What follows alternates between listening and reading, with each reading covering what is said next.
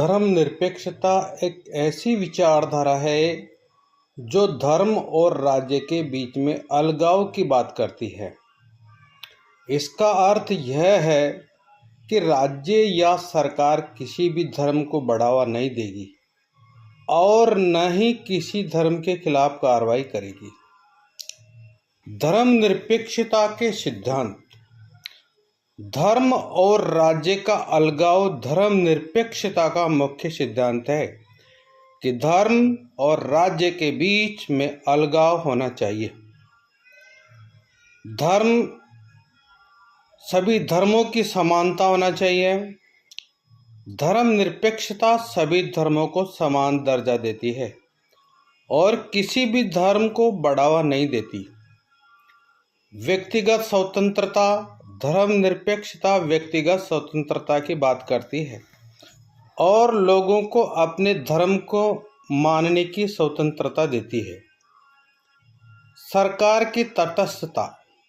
धर्मनिरपेक्षता सरकार को धर्म के मामलों में तटस्थ रहने की बात करती है।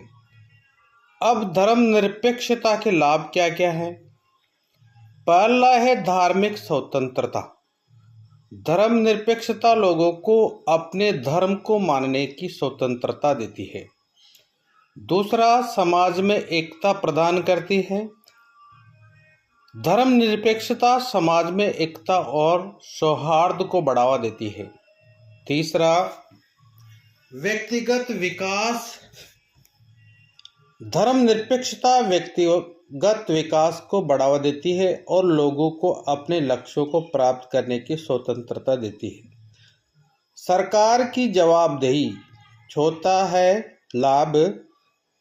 धर्मनिरपेक्षता सरकार को जवाबदेह बनाती है और उस धर्म के मामले में तटस्थ रहने की बात करती है। धर्मनिरपेक्षता की चुनौतियां क्या क्या हैं? पहला है धार्मिक कट्टरता।